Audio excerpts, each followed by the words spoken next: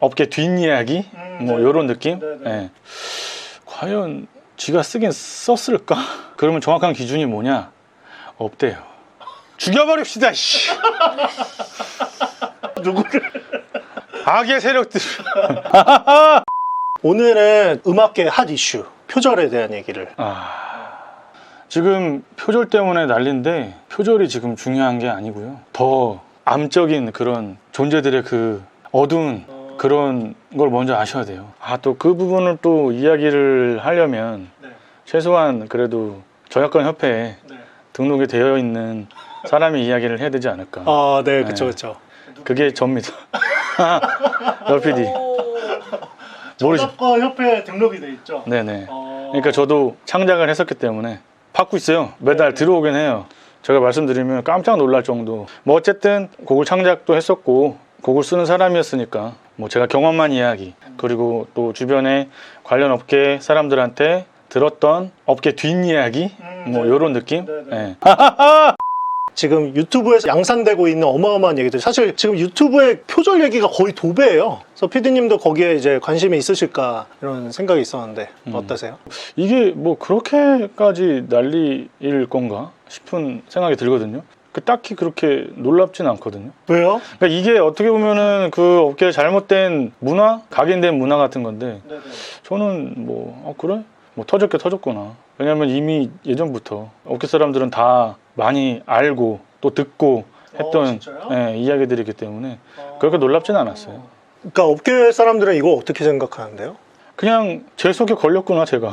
진짜? 네, 저 사람이 걸렸구나 재수없게. 그 정도? 드러난 게 이 정도지 드러나지 않은 거는 더 훨씬 많아요. 그럼 좀 조심스럽게 이제 질문 드리는 건데, 네. 그 많은 작곡가 분들이 표절을 이미 하고 있다라고 생각을 해야 되는 건가요? 네. 진짜요? 네.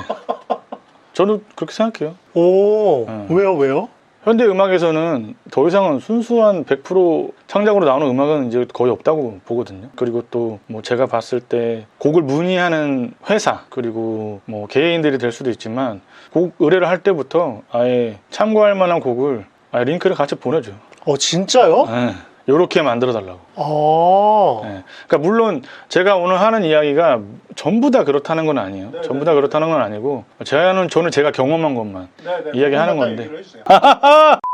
근데 그러면은 어떤 작곡을 해달라, 누구 가수 거 무슨 곡을 할 거, 어떤 곡을 할 거니까 어떤 작곡을 해달라라고 할 때 이러이러한 노래를 참고해서 해달라 이런 식으로 아예 메일이 온다는 거죠? 온 거를 보셨다는 거죠? 뭐 온 거를 보기도 하고 연락을 받은 걸 듣기도 하고.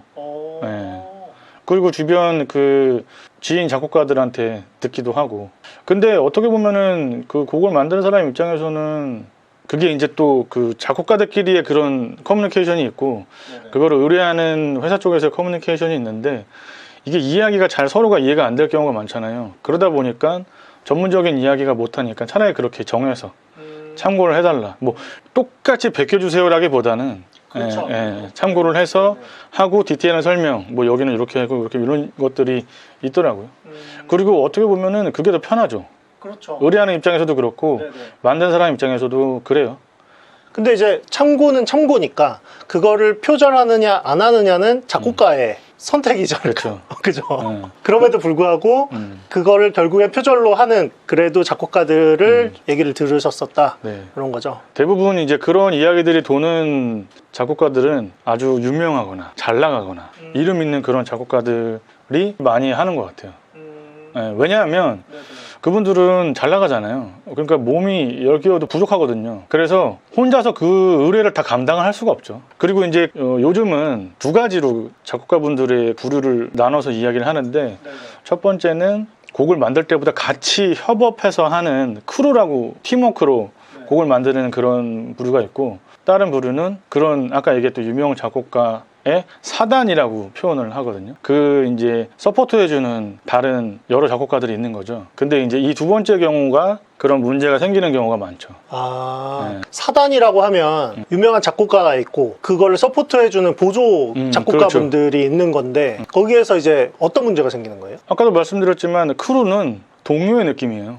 네, 같이 하는 동료의 느낌인데 네. 사단은 툭 까놓고 얘기해서 그런 새끼 작곡가들 혹은 뭐 본인이 수업을 가르쳤던 제자들이 이제 대부분 구성원으로 이루어져 있고 그게 뭐 모든 그런 유명한 작곡가들이 그런다는 건 아니지만 제가 들었던 그런 부분에서 보면은 시다발이죠. 심지어 사생활적인 부분까지도 거의 비서처럼 진짜요? 네, 그렇게 하는 경우가 많고 왜냐하면 라인을 타야 되거든요. 유명해져야 되니까. 그렇죠. 그리고 입봉이라고 해요. 데뷔하는 거를. 근데 이제 저희들이 흔히 이야기하기로는 가수로 데뷔하는 것보다 작곡가로 데뷔하는 게 훨씬 어렵다고 이야기를 하거든요. 그리고 실제로 제가 경험을 해보니까 엔터테인먼트 회사에서 한 팀을 데뷔시키기 위해서 되게 많은 것들을 하잖아요. 그게 뭐 노래 레슨, 저 같은 사람이 가서 노래 레슨을 하는 경우가 있고 또 춤 선생님이 와서 하는 경우가 있고 뭐 상담도 하는 경우가 있고 여러 가지가 있잖아요. 근데 제가 느꼈을 때 가장 그 대우를 좀 깍듯하게 해준다고 해야 되나? 그런 사람들은 거의 작곡가들이더라고요.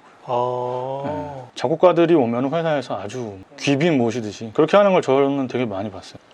근데 그러면 입봉을 하려면 네. 어떤 것까지 하는 거예요? 곡에 대한 서포터는 말할 것도 없고 실제로 그 곡을 본인이 쓰지도 않았고 그리고 이제 그 새끼 작곡가들이 쓴 곡을 이제 내가 이거 곡비를 줄 테니까 이거를 내 이름으로 올리자라는 경우가 되게 많고 그럼 그건 곡을 뺏어오는 거네요? 근데 이제 라인을 타야 되니까 왜냐하면 또 그런 작곡가들이 확실히 이제 힘이 있다 보니까 그런 그 힘이 있는 거를 옆에서 보잖아요. 직접적으로 유명한 회사들과 미팅을 하러 다닌다든가 곡 의뢰가 무수히 엄청나게 많이 들어온다든가 하는 걸 옆에서 보니까 이제 부당하다고 느끼지만 그거를 오픈할 수는 없고 그냥 숙이고 가는 거죠. 그리고 예전에 그런 게 되게 심했어요. 오히려 더 심했어요. 요즘은 좀 많이 좋아진 것 같긴 한데 예, 그런 게 되게 심했죠. 그러면 이거는 거의 뭐 표절의 문제가 아니네요? 그래서 그런 이야기 들을 때마다 저는 오히려 표절을 했네 안 했네를 떠나서 무슨 생각이 들었냐면 이건 저의 생각이에요. 과연 지가 쓰긴 썼을까? 그 곡을? 그런 생각이 들어요. 지금 유튜브에서 뭐 표절 이것도 표절 아니냐 뭐 이렇게 올라오는 거 보면은 거의 모든 곡이 표절이라고 이렇게 나와요. 사람들이 막 그것들을 찾아서 올리는데 피디님이 생각하는 표절은 어떤 건가요? 원래 이제 우리가 흔히 알고 있는 거는 뭐 4마디를 뭐 멜로디를 베꼈다든가 코드 진행을 뭐 8마디까지 뭐 했다. 그러면 표절이다 라는 이야기들이 되게 많이 떠돌고 있는데 그거는 사실이 아니래요. 응. 그러면 정확한 기준이 뭐냐? 없대요. 네. 그리고 대부분 그거를 소송까지 그러니까 표절을 당했다 그렇기 때문에 나는 나의 권리를 찾겠다 라고 해서 표절까지 가지 않는다는 거죠. 대부분. 그렇다 보니까 드러나긴 드러났지만 법적으로 진행이 안 되다 보니까 이 기준 자체가 애매모호한 거예요. 그리고 그 법적으로 갔다 하더라도 혐의 인정하는 부분에서의 판단은 법원에서 하거든요. 근데 법원이 노래를 모르잖아요. 뭐 작곡가를 한 10년 정도 한 변호사나 판사분들이 없을 거잖아요. 몰라요. 그러니까 이게 아직은 공론화된 게 별로 없기 때문에 법적인 기준도 애매모호하다라고 결론 지을 수 있어요. 그러면은 결국 이건 여론 싸움이 크겠네요. 그렇죠. 근데 이제 느낌이 있잖아요. 네. 예를 들면은 그 곡을 들었어.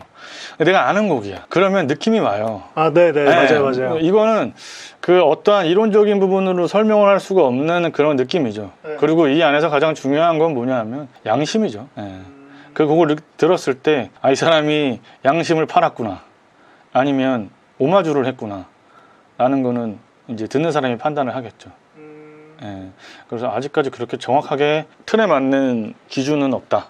그러면 지금 공론화되고 있는 그분도 사실 그 원작자하고 이제 소통도 있었는데 만약 그게 인정을 했으면 처음부터 저작권료를 드렸어야 됐던 거네요. 그 저작권료에 대한 개념은 그렇게 크진 않은 것 같아요. 왜냐하면 그분이 그렇게 뭐 돈이 없는 분은 아니라서. 근데 이제 저는 이제 제가 작곡가라면 제가 그 곡을 그렇게 했다면 저는 오마주로 표현했을 것 같아요. 그러니까 오마주가 정확하게 무슨 느낌이냐면 그 원작자에 대한 존경을 담아서 내가 이렇게 했다, 참고했다라는 걸 밝히면 되거든요. 근데 이제 밝히지 않아서 남들이 그걸 찾아내서 뒤늦게 문제가 되는 경우죠. 저라면 아마 밝혔을 것 같아요. 원래 그거였다면? 네, 그렇죠. 그러니까 저작권료가 중요한 건 아니고 애초에 그런 양심적인 부분에서 내가 인정하고 오픈했느냐 안 했느냐. 근데 뭐 그분뿐만일까요? 훨씬 더 많을 거예요. 이거는 꼭 음악 학계 쪽이 아니어도 어디든지 보면은 어떠한 공동체나 사회 구조 안에서 항상 그 기득권이 권력을 가지고 있잖아요. 그리고 그 밑에 사람들은 힘이 없기 때문에 그거에 대해서 부당한 대우를 받아도 오픈하지 못하고 이야기하지 못하잖아요. 오히려 예전에 더 심했죠, 그런 게. 근데 지금은 그렇진 않다고 생각이 들어요. 왜냐하면 지금 보면은 많은 사람들이 알게 됐잖아요. SNS가 많이 활성화되고 유튜브가 또 활성화되면서 이런 것들이 많이 이제 음지에서 양지로 드러나게 된 경우가 된 것 같아요. 그래서 내가 신입 작곡가인데 아직 입봉도 못했는데 예전에는 그 라인을 타서 부당한 대우를 참고 견뎌서 겨우겨우 입봉을 했다면 지금은 그런 시대는 아니잖아요. 그런데 내 음악을 당당하게 올려서 사람들한테 들려줄 수 있는 그런 세상이 됐기 때문에 앞으로는 이런 갑질이 많이 없어질 거라고 저는 생각해요. 그리고 더 실력 있는 아주 유명하지 않은 신입 작곡가들이 본인들의 작품을 많이 선보일 수 있는 기회가 더 많이 올 거라고 생각합니다.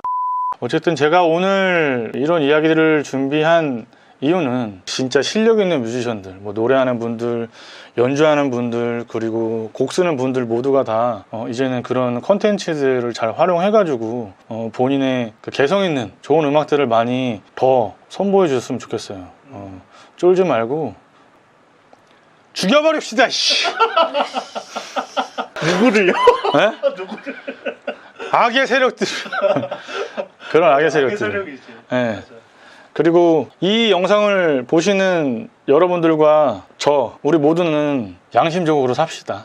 그리고 저기 그 곡 쓰는 분들 괜찮은 곡 쓰시면 저한테도 좀 싸게 저렴하게 좀 주시면 제가 아주 잘 불러서 같이 잘 되면 좋죠. 노래하는 사람이라고 저를 생각하는 분들이 많은데 저는 이제 노래하는 사람이기도 하지만 이제 음악을 하는 사람이죠. 방금 되게 멋있었던 것 같은데? 이거 말하면서 살짝 소름 돋았어. 이야.